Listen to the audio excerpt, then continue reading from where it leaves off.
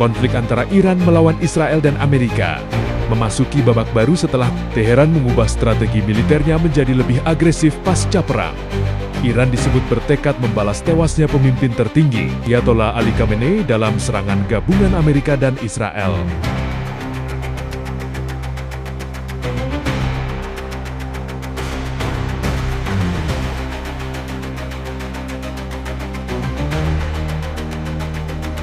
Garda Revolusi Iran atau Islamic Revolutionary Guard Corps bahkan menyatakan telah meluncurkan operasi ofensif terberat dalam sejarah angkatan bersenjata Republik Islam terhadap wilayah pendudukan dan pangkalan teroris Amerika. Kepala Angkatan Darat Iran, Amir Hatami, juga menegaskan negaranya akan terus bertahan dan mengklaim jet tempur Iran telah membombardir pangkalan-pangkalan Amerika di kawasan Teluk.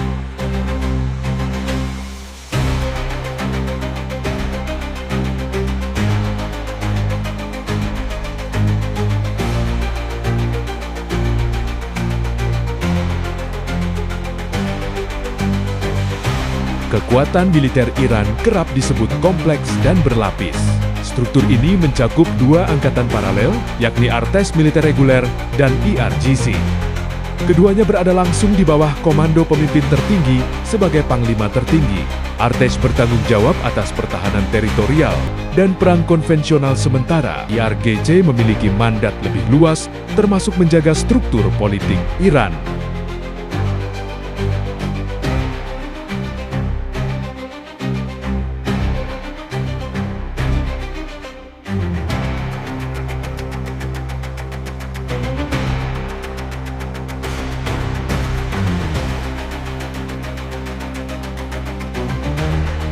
IRGC juga mengendalikan persenjataan drone dan rudal balistik yang menjadi tulang punggung strategi penangkal deteran Iran terhadap Israel dan AS.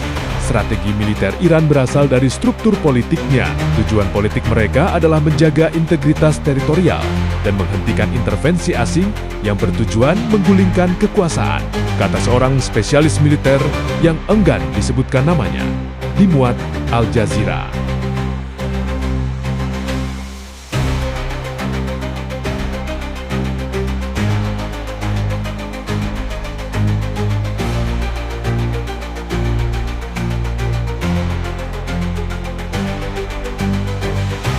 Sejak serangan terkoordinasi Amerika dan Israel pada hari Sabtu, Teheran membalas dengan drone Shahed dan rudal balistik berkecepatan tinggi yang menyasar aset militer Amerika serta wilayah Israel dan negara Teluk. Kementerian Pertahanan Iran menyebutkan pihaknya menembakkan 137 rudal dan 209 drone ke wilayah Uni Emirat Arab, lokasi pangkalan militer Amerika.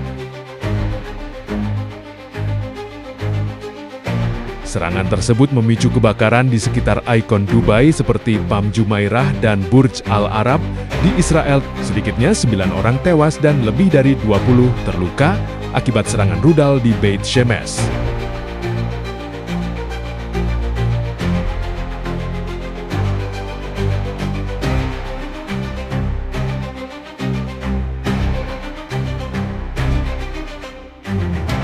Penasihat keamanan asal Inggris dan mantan instruktur militer, John Philip, mengatakan bahwa strategi terbaru Iran berfokus pada kelangsungan rezim, membangun kembali kemampuan inti, dan memulihkan daya gentar melalui eskalasi asimetris terukur.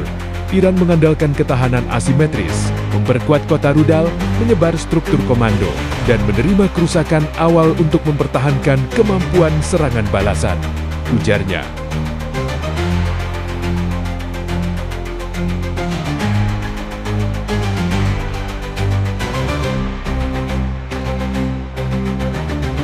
Ia menambahkan, Iran menggunakan salvo besar rudal balistik, drone, serta dukungan kelompok proksi seperti Hezbollah untuk membebani sistem pertahanan Israel dan Amerika. Phillips juga menyebut ancaman penutupan Selat Hormuz sebagai bagian strategi meningkatkan tekanan ekonomi global sekitar 20-30. Pasokan minyak dan gas dunia melewati jalur tersebut.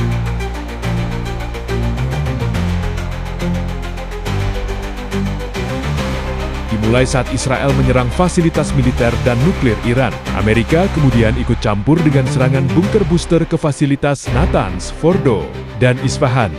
Presiden Amerika Donald Trump saat itu mengklaim kemampuan nuklir Iran telah dinetralisir.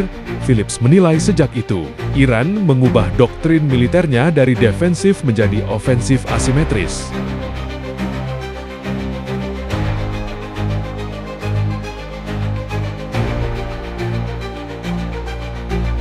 Titik balik dari konfrontasi berbasis proksi menjadi pertukaran langsung berintensitas tinggi antara Iran dan Israel dengan keterlibatan Amerika. Katanya, ia menambahkan bahwa Iran kini lebih berani mengambil risiko dan eskalatif, tetapi tetap terbatasi oleh kerusakan infrastruktur militer, sanksi ekonomi, dan instabilitas domestik.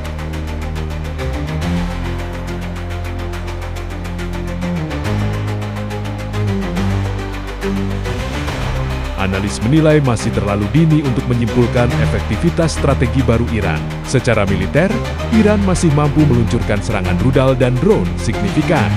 Namun Phillips menyebut Iran seperti hewan yang terluka.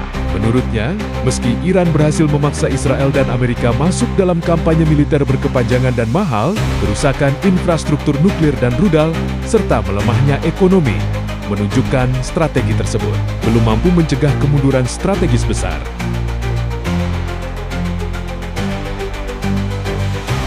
Ketua Parlemen Iran, Mohammad Bagher Ghalib, memperingatkan dalam pidato televisi, "Anda telah melewati garis merah kami." Ia menyebut Amerika dan Israel harus membayar harganya.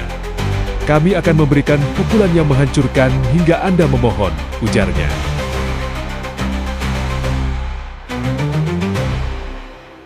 Merujuk ini, Phillips memperkirakan Iran dapat mempertahankan operasi rudal, drone, dan siber secara sporadis selama bertahun-tahun karena biaya relatif murah dan produksi tersebar. Namun konflik berkepanjangan berisiko memicu kontraksi ekonomi parah dan gejolak internal. Di sisi lain, Amerika telah mengerahkan lebih dari 120 pesawat tempur ke kawasan Timur Tengah sejak Februari, termasuk F-35, F-22, dan sistem peringatan dini AWACS. Pengerahan terbesar sejak Perang Irak ke 2003. Meski demikian, faktor pembatas utama bagi Washington adalah kehendak politik domestik. Ia menambahkan bahwa bagi Israel, keunggulan militer kualitatif dan dukungan keamanan Amerika memungkinkan kampanye jangka panjang. Namun tekanan domestik dan internasional dapat memaksa stabilisasi lebih cepat. Konflik Iran-Israel kini tidak hanya menjadi ujian kekuatan militer, tetapi juga daya tahan politik dan ekonomi ketiga negara yang terlibat.